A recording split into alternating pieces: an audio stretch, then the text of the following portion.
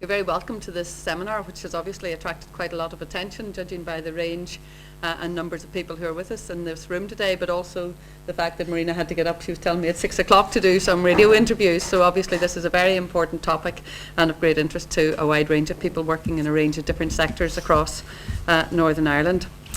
ARK, as I've said, is a resource between Queen's and the University of Ulster. We have a whole host of different activities happening under the ARK umbrella, and of particular relevance today is perhaps the work of the Northern Ireland Household Panel Study Analysis Unit, which was set up a number of years ago when the British Household Panel Study extended to Northern Ireland, and Marina is going to explain a little bit more about the details of the survey, but that's part of ARK's activity and work.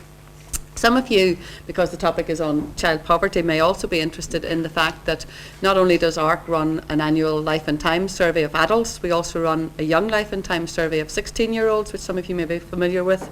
And later this year, in June, we will pilot Kids Life and Times, which will survey all 24,000 11-year-olds, or whatever age they are, in Northern Ireland in June, just before the children move from primary level education into secondary education. So we're really excited about that development, and obviously the appetite for information about young people from young people is huge, and we look forward to hopefully being part of a very exciting new project. If the methodology works, I think it could be really exciting in the long term. The format for the seminars is the same as we always use, but for those of you who haven't been with us before, basically our speakers will speak for about half an hour, and then we have half an hour for question and discussion and comment. And I know there's an awful lot of expertise in the room around this topic, so really that's just as important to us as the very valuable facts that our speakers will feed into the debate. So we've about half an hour for discussion and debate. And if you can just ask you at this point, in case I forget afterwards, you do need to speak into a mic. We record the ARK seminars and they're made available through the ARK website, and they're proven to be a very, very valuable tool for students particularly, and others who can't manage to make it to the seminar. So if your question's important, if you could just wait and speak into the mic, it means we have that recorded as well for the discussion afterwards. Following that, then there's a light lunch served. I thought outside, but in fact it's at the back of the room, so it's already there. So if you're hungry, you know your sandwiches are waiting for you. Okay, ARK has been very fortunate to work with a number of different organisations, and in this case we've been working with Save the Children, and in particular with Marina Monteith, who is the child poverty researcher with Save the Children. My colleague Katrina Lloyd, who's going to share the presentation today, is the research director of ARK, based in the School of Sociology, Social Policy and Social Work at Queen's. Katrina is also the head of the NIHPS analysis unit within ARK. And Patricia McKee, I don't know if Pat's with us today or not. No. Okay. Pat McKee is the ARK senior computing officer based at the University of Ulster, and she's unfortunately unable to be with us today. So they've been working very in-depth with some of the household panel study data and have come up with some very interesting findings that Marina and Katrina are going to take you through now. So thank you.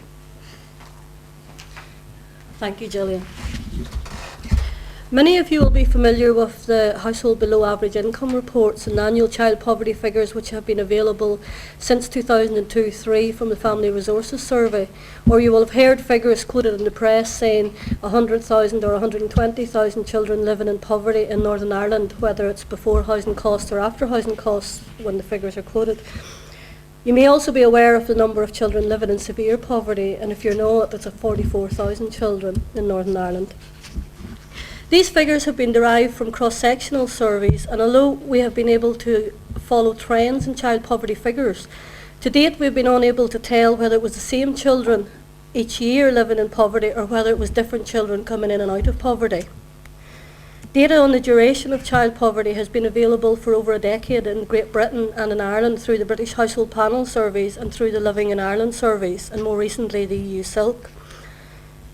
This is the first time in Northern Ireland that analysis of the poverty duration has been possible, thanks to funding of the Northern Ireland Household Panel Survey, which commenced here in 2001. There are now 4 waves of data available for analysis, and this enables us to study the extent of persistent child poverty, providing another piece of the complex jigsaw, so that now we can study how many children are affected by poverty, the severity of this poverty, and its duration. Before I hand over to Katrina to present data on the interesting aspects and characteristics of children living in persistent poverty and the transitions experienced by those in persistent poverty, I need to cover a few technical details. The research uses net household income data, equivalised with the modified OECD equivalent scale before housing costs. 550 children were living with survey respondents throughout the 4 years of the survey and whose family provided full financial information in all of the 4 years. Children were defined as either not living in poverty, living in non-severe poverty, or living in severe poverty each of the 4 years. And by non-severe poverty, we used 40% or more of the equivalised net median income and less than 60% of the median. And for severe poverty, less than 40% of the median net equivalised household income.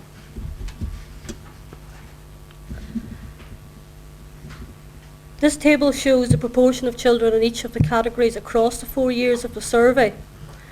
Severe poverty accounts for 8 or 9% of children across each of the years, and non-severe poverty around 18%. You can see it's slightly higher in some years. Almost 3/4 of children in any 1 year are not living in poverty, and that's not dissimilar to figures quoted from other sources such as the Family Resources Survey or the HBI reports. Figure 1, this figure shows that more than half of all children were not in poverty in any of the 4 years, while 10% were in poverty in all 4 years.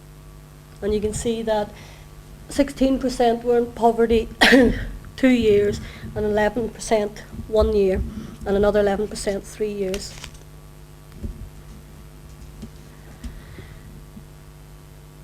Using the data from each of the 4 years, we then allocated children to one of 5 groups. No poverty, short-term but no severe poverty. That was being in poverty 1 or 2 years, and one of those years being in severe poverty.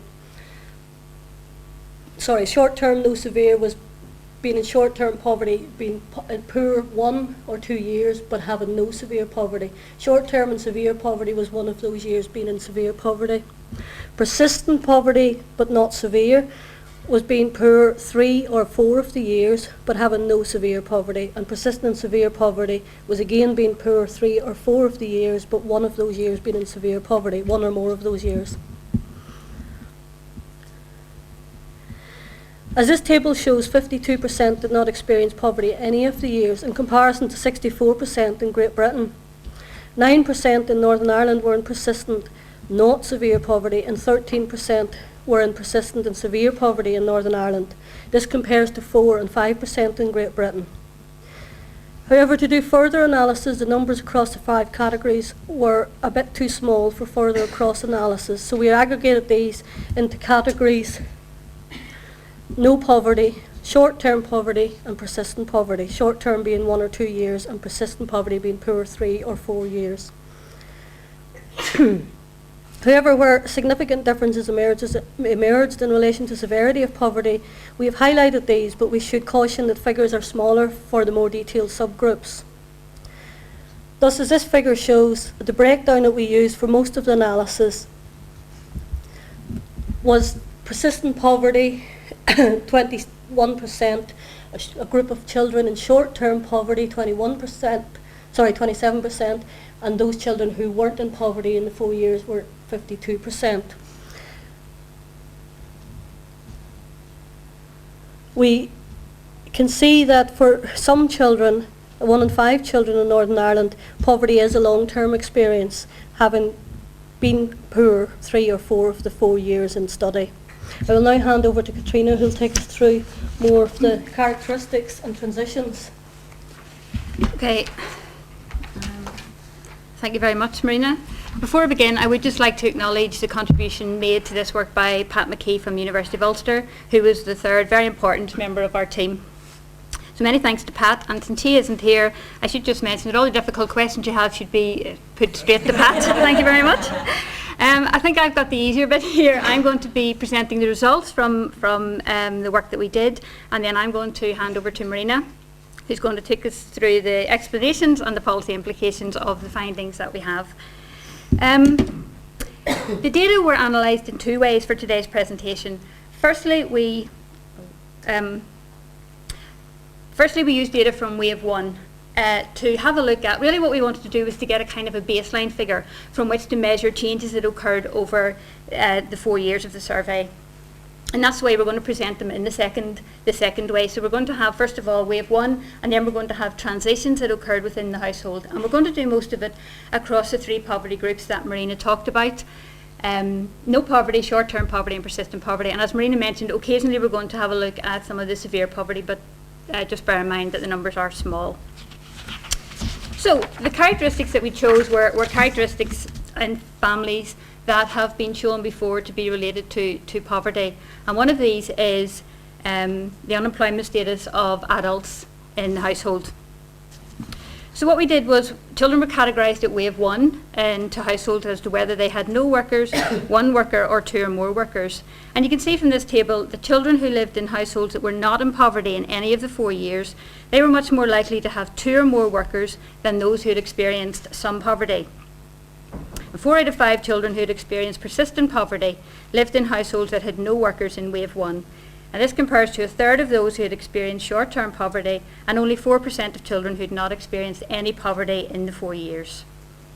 So that's the baseline, and then we had a look at what happened over the course of the 4 years of the survey data that we had. And as you can see, over half of all the children experienced persistent poverty lived in households with no workers in any of the 4 years of the survey. And children living in short-term poverty were more likely than their peers who were in persistent poverty to have 2 or more workers and to have experienced transitions between 1 and 2 or more workers. But as you can see, children in persistent poverty were most likely to have experienced transitions between workers and no workers. Excuse me. The next thing we had a look at was in terms of household type. Now, previous research has shown that children in Britain who are in persistent poverty are more likely to live in lone parent families than those who are not in poverty. And as you can see, this is also the case in Northern Ireland.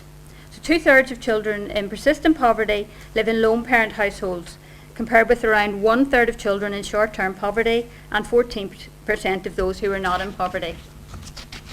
And this was one of the instances that we found there were significant differences in terms of the severity of poverty. So I just want to highlight this.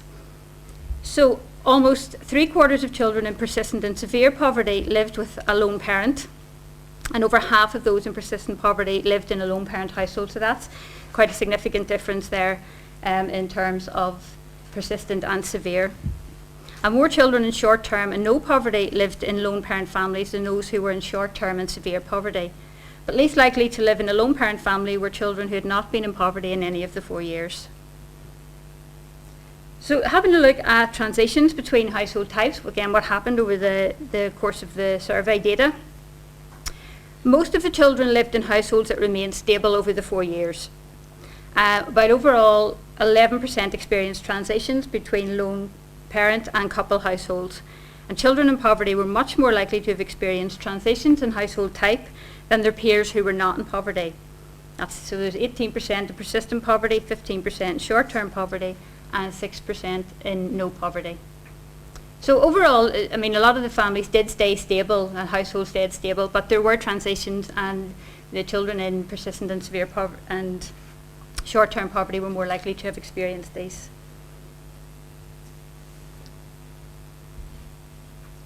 One of the things that the NICVA does is it asks adult respondents to the survey if they care for someone living in their house who is either elderly or disabled. And using this question, we were able to identify children who lived in households in which 1 or more people were being cared for. 6% of children who were not in poverty lived in households in which at least one person, that was either an adult or a disabled child, who was being cared for. That rose to 11% for children who had experienced short-term poverty and to 17% for those who were in persistent poverty. Again, this was one of the instances where there were significant differences in terms of the severity of poverty. So children living in persistent and severe poverty were most likely to have someone in the house who was elderly or disabled and who needed care, followed by children living in short-term and no severe poverty. Looking now at the main source of income that families had, being in poverty for even one of the 4 years of the survey significantly increased the likelihood of families relying on benefits as their main source of income. So 8% of children who'd not been in poverty lived in families whose main source of income was benefits, compared with 42% of children who had experienced short-term poverty. And this figure rose to 86% for children who had experienced persistent poverty. So a small number of children in short-term and no poverty lived in households whose main source of income came from transfers from one household to another, for example, in the form of maintenance payments. But that was a very small number. Looking at the transitions now between the sources of income within the family, children living in poverty were more likely than those who were not to have experienced transitions between work and benefits over the 4 years. So 12% of children living in short-term and in persistent poverty had adults in the household who moved from benefits to work, compared with 3% of children who were not in poverty. 9% of those in short-term poverty had experienced work to benefits, and in contrast, 5% of children in persistent poverty and 3% of children who were not in poverty had adults in the household who moved from work to benefits. But as you can see, most affected by the number of transitions were children in short-term poverty. 13% had experienced 2 or more transitions over the course of the 4 years, compared with 4% of children in long-term poverty and 3% of those who were not in poverty. We had a look at the highest educational qualification within the household, and we looked at that in terms of our 3 poverty groups. The survey collects information on all the respondents to the survey, and what we did was we took the main qualification of the mothers and the fathers across the 4 years, so that we would have an idea of the highest level of education that was actually in the household among the parents who care for the child. And almost half of all children who lived in families who had not experienced poverty in any of the 4 years had a parent with a degree level qualification or higher. And this compares with 16% of those who had experienced short-term poverty and 5% of those who had experienced persistent poverty. And children in persistent poverty were most likely to live in households in which the parents had no academic qualifications. As you can see, it's 47%. And again, least likely to have parents who had no qualifications were children who were not in poverty over the 4 years. We didn't do any transitions in this one because you wouldn't expect a lot of change to have occurred over these years. Hopefully, when we get more and more years of data, we'll see if changes in educational qualifications has any impact on rates of poverty. Family size is often associated with poverty, so we had a look at the number of children who lived in the household. And as you can see, children who were in persistent poverty were more likely to live in large families. They lived in households with 4 or more children than those who lived in short-term poverty or no poverty.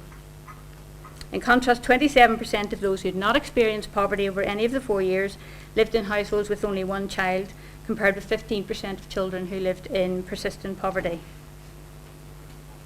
Some changes do occur over the 4 years in terms of the number of children. Obviously, there's births and there's stepchildren, and there's some change that goes on there.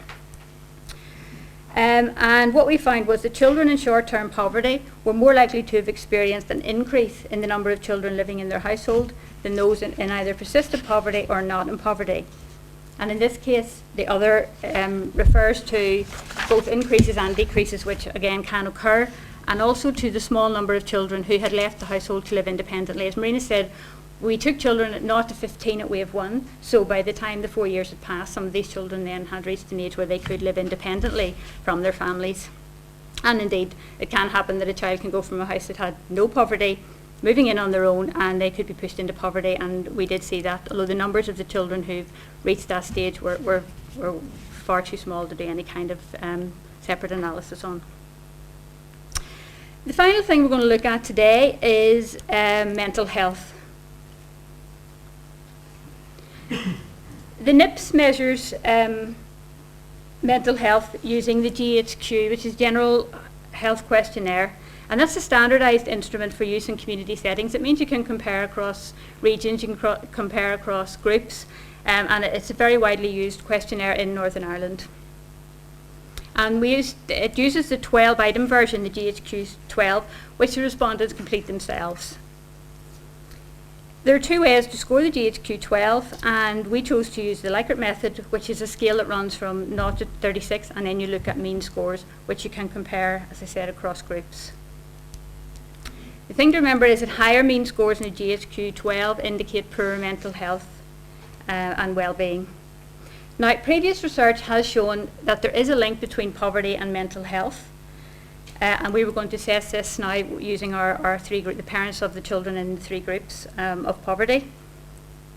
And what we did was we followed what they did in Britain's Poorest Children, and we took an average of the score across the 4 years. But they did it as parents across the 4 years. But previous research has shown, Northern Ireland and elsewhere, has shown that females have higher GHQ scores than males. So we did it separately for the mothers and the fathers, and that's what we're going to present. So as you can see from this table, both of the patterns were found in this research, so that the mothers had significantly higher GHQ 12 scores than fathers, and the parents of children who were in poverty were significantly more likely to have higher GHQ 12 scores and therefore poorer mental health than the parents of children who were not in poverty. And as you can see from that, at 14.8, the mothers of children who were in persistent poverty had the poorest mental health of all. Okay, so I'm going to pass back to Marina. She's going to hopefully discuss the findings from the survey and have a look at the policy implications. Thank you, Katrina. This research is important to more fully understand the complex picture that is child poverty. In order to develop policies and action plans that will tackle poverty, we need to know not only the number of children affected, but the depth or severity of poverty and the duration of poverty. The picture is very different if the numbers experience poverty each year are the same children staying in poverty for long periods of time, compared to another possible scenario in poverty, where children are staying in poverty for a short period of time, but there's more children moving in and out of poverty. In this research, we have identified that we have higher proportions of children experience poverty over a 4-year period compared to Great Britain. These children in Northern Ireland can be divided into two groups. One group consisting of 27% of children in Northern Ireland drop into poverty for a short period of time and exit poverty again. The second group makes up 21% of children and tend to stay in poverty for most of the period under study, being poor at 3 or 4 of the 4 time points. We can also see from the data that 1 in 10 children experiencing short-term poverty are likely to experience 2 or more transitions between living in families dependent on benefits and having work as their main source of income. This raises alarm bells as these children are at risk of recurrent poverty. If followed over a longer period of time than the 4 years that we studied them, these children could possibly experience further episodes of poverty. We don't know. For this reason, the analysis of duration of data is very important so that we can fully understand the nature of poverty and that it is not as simple as providing an exit route out of poverty. Exits need to be sustained, as persistent and recurrent poverty are likely to be particularly detrimental to children's well-being, and indeed, as Katrina showed, to parents' mental health and well-being. Policies need to focus more on the particular experience of these children and their families. We need to understand in more detail what opportunities are available and where opportunities are lacking for these families, and tackle both the lack of opportunities and the barriers which prevent families availing of the opportunities to exit poverty. Creating employment opportunities needs to be balanced with addressing the affordability and availability of quality childcare.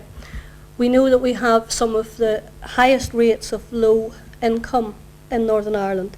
We also know we've got some of the highest rates of childcare, or the cost of childcare. So that in itself is an issue in Northern Ireland if we're going to address child poverty. It also raises important issues about the experience of education for poorer children, where if we're going to end the continual cycle of poverty and escape the trap of persistent poverty, we need to improve the experience of education for poorer children. And in addition, we need to recognise the care and responsibilities which families in persistent poverty often have if we're going to develop solutions which work. Having revealed the extent of persistent poverty, it is clear that without aiming policies at tackling this in Northern Ireland, it is unlikely the government targets for eradicating child poverty will be met. Save the Children also hopes to carry out further qualitative longitudinal research to better understand the nature of persistent poverty and to look at some of the poverty resilience and coping strategies that families use, as well as the extent that opportunities are available to them, and to explore in more depth the barriers which exist families from exiting poverty. Thank you.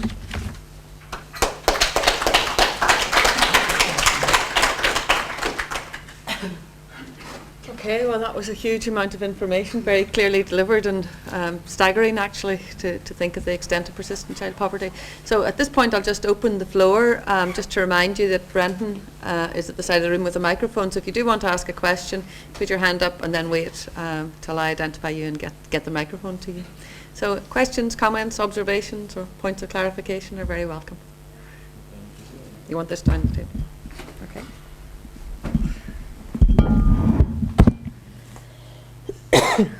Everybody's dumbfounded.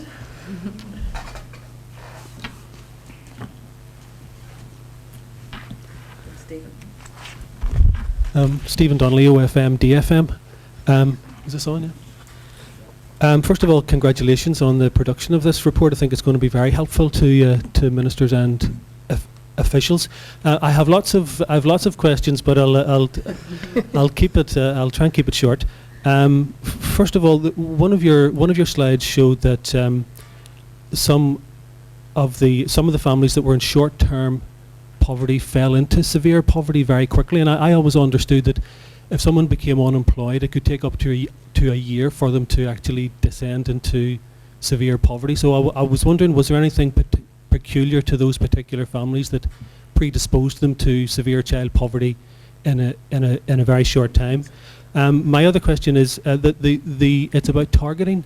The risk factors associated with child poverty are the same, or virtually the same, for children in severe child poverty as for children in poverty generally. And I was wondering if you had any comments on what sort of policies could actually help target severe child poverty as opposed to child poverty in general. I think in terms of your question on short-term poverty and severity, the cases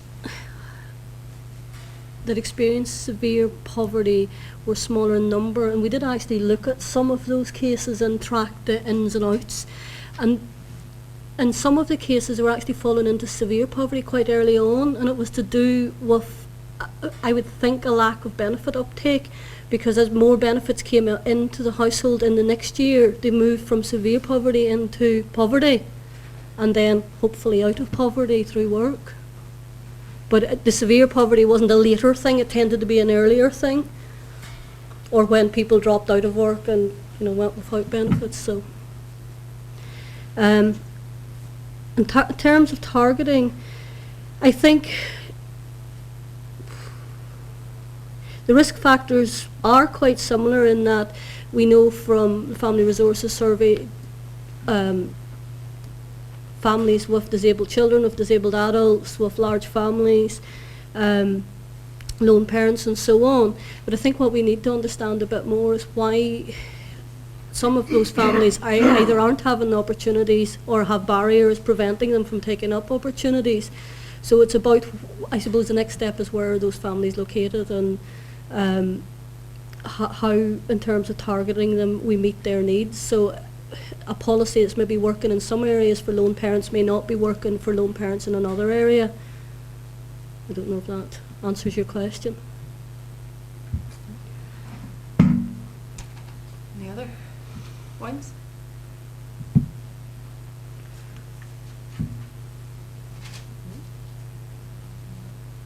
Yes, gentleman in front, just a second.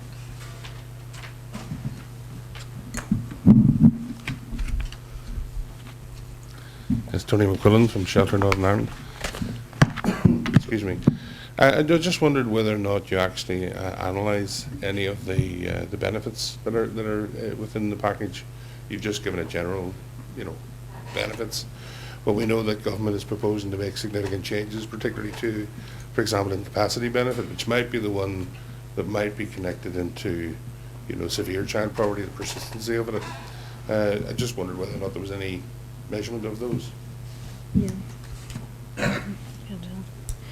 In terms of benefits, we analysed benefits as a main source of income, and we didn't look at individual particular benefits, but there is an issue, I think, in terms of poverty of disability benefits, where disability benefits are added in as an income, but we know that those living with a disability have additional costs, whether it's a disabled child or a disabled adult, so the equivalent scales don't balance out the equation. So it's of interest, I think, that disability allowance and so on is added in to the calculation of net income, and for that reason you find differences in income-only analysis of poverty compared to if you use consensual poverty measures. You would have slightly higher rates of disabled children and children living in families with disabled adults. The rates would be slightly higher for those groups. And when you're using a poverty measure that uses deprivation, for example.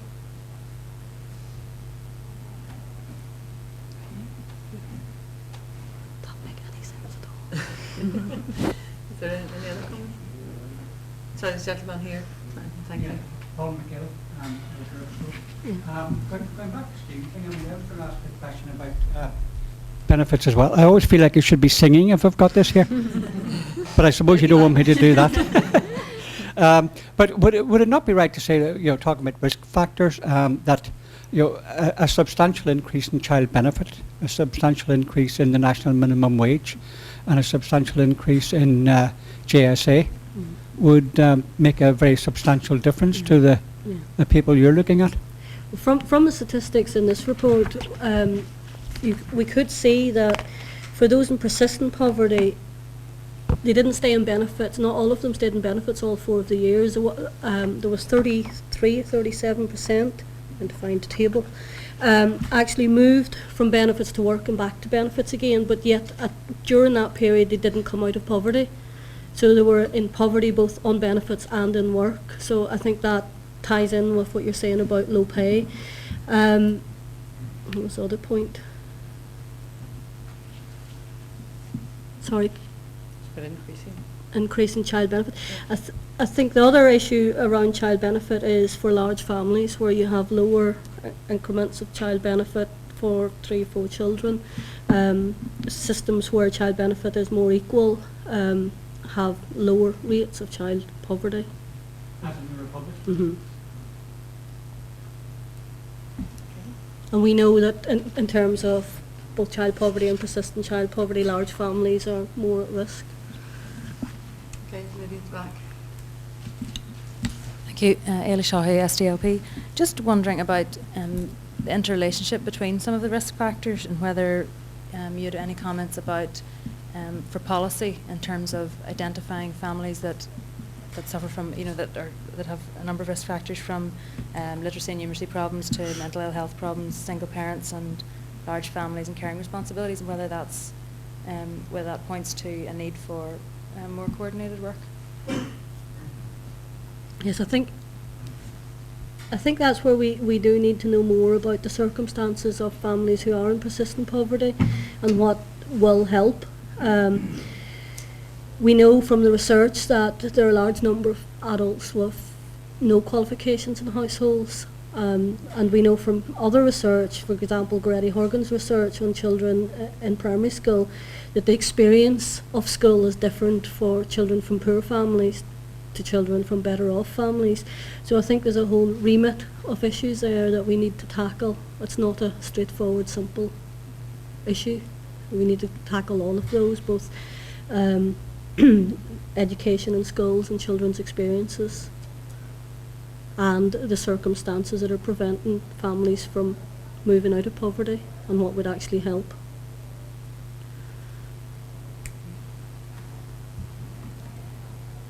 Okay, can I just take the Chair's liberty to ask one question? Does NIPS allow us to assess mental health of the young people in the households, the children in the households? No, not No. until they reach the age of 16. Okay. There are other measures though among the children, but it only started in wave 4, so we didn't really have any other data for any of the other years. But it does look at their self-esteem, which is very important. Becoming to be known is very important. Link between poor self-esteem in children and later mental health problems in adults. But no, we don't actually. There's no actual measure of children's depression in the youth questionnaire. No. Is there any other? Yes, gentleman.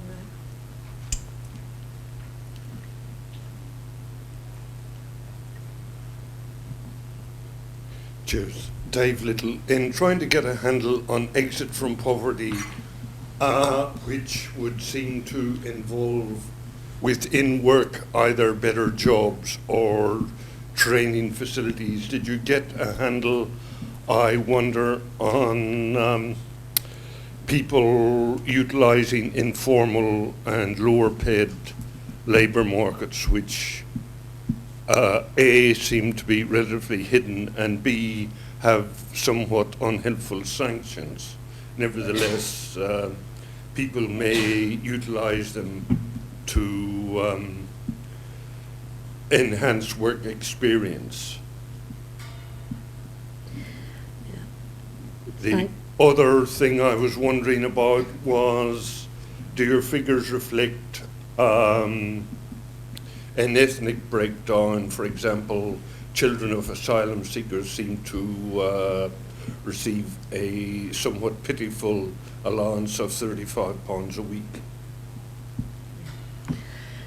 Just to answer that question first, the figures, the sample in Northern Ireland is really much too small to do anything in terms of the ethnic minority population. And in terms of the informal networks, that wasn't really something we could cover in the research. It was about employment histories and jobs and income from work and benefits. Yeah. Yes, but people use informal labour markets in the low-paid sector either to top up benefits or to survive. Yeah. Yeah, no, it doesn't ask that in the survey. I mean, that's something hopefully we'd be able to unpick a bit more through qualitative research, through how people do cope and the strategies they use to cope while living in long-term poverty.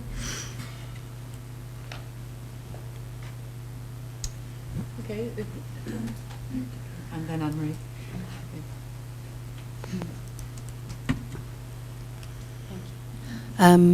Hi, my name's Anne-Marie Poynor and I'm working with the Western Education Library Board, and probably picking up on a couple of things, one around education and the fact that, you know, the impact of maybe non-qualified parents in terms of how they're supporting their children. And I suppose my concern is that how do we actually use these statistics to ensure that we're actually, these children we're talking about are our parents of the future, and how do we ensure that the quality of education and the connection that we need now to make across services, especially into education, to ensure that those pupils and children are actually picked up. And I'm wondering if they are maybe the ones who are the poor attenders at school as well. And also, I think we can't ignore the ethnic minority within Northern Ireland and the impact that that has, because especially I think for schools, there is a big challenge here, and how do we actually, you know, address that as well? Do you want to take Anne-Marie's question as well? Anne-Marie Gray, UU and ARK. Marina, Katrina, I thought it was really interesting work. I was just wondering, you talked about the movement of people from benefits to work and back to benefits. And given the high number of lone parents in the persistent and severe poverty categories, whether, I don't know if your sample was big enough to look at whether there was a particular problem in relation to lone parents maybe coming off benefit through New Deal or something, experiencing work, you know, how long they were likely to stay in work before they moved back onto benefits again.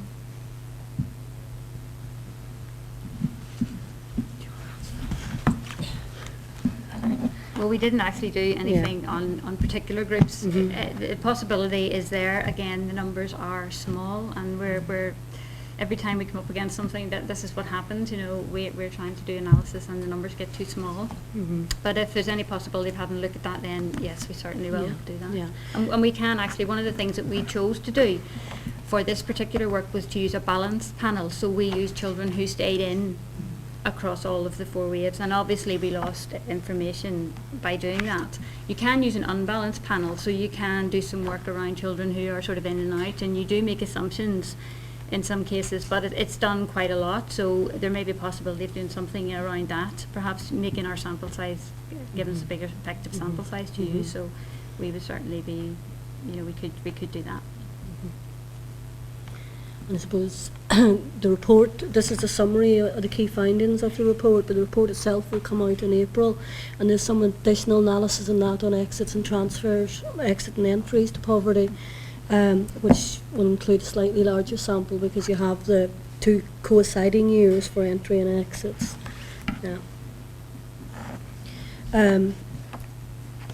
Going back to the other question on the impact of non-qualified parents, and yes, that is an important point you make in terms of, you know, ending the cycle of poverty, that the children who become the parents in the next generation are not again the parents with no qualifications, and I think that comes down to the experience of those children in school and how they're supported, and ensuring that they have the same educational experience as all other children, and that comes down to things that cost money in schools, it comes down to how they're treated in school and so on, and that's really important. There are some, I mean, Grady Horgan's research produced a good practice guide based on some of the schools that she taught to children and parents in, and that research pointed up some really good practice in terms of schools that had thought through those sorts of issues, so I think that's useful for education and library boards. One of the issues that Grady pointed up on that research was with the fallen school roles, that you're now finding more children from poorer backgrounds going into schools that have previously catered for more better off children, and those schools sometimes aren't geared up as much to cope with children from a poorer background, and I think that's where the good practice guides could really help. Okay, do you have any last questions before we take for lunch? Yes, sorry, lady in front. Yes, Sorry, did you want to just wait for the mic? Thanks. Thank you. Phil Graham, you did say within the survey with children with disabilities within the families or adults, but what about both? There is lots of families with complete disabilities, parents, adults, children.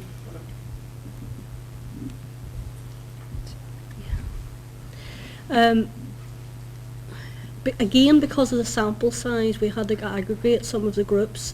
When you looked at disabled parents or families with an elderly person being cared for, and then families that had a disabled child, you know, those subgroups were quite small, so they were aggregated into the one group for the analysis. But just by eyeballing some of the cases, there were families who had several disabled members in it, either a disabled child and a disabled adult, or 2 disabled adults. That did occur, but because of the sample size, we couldn't do any further in-depth analysis. Yeah. Okay, I think that's probably the end of the main questions. Lunch is going to be served at the back. Can I just say a few things before we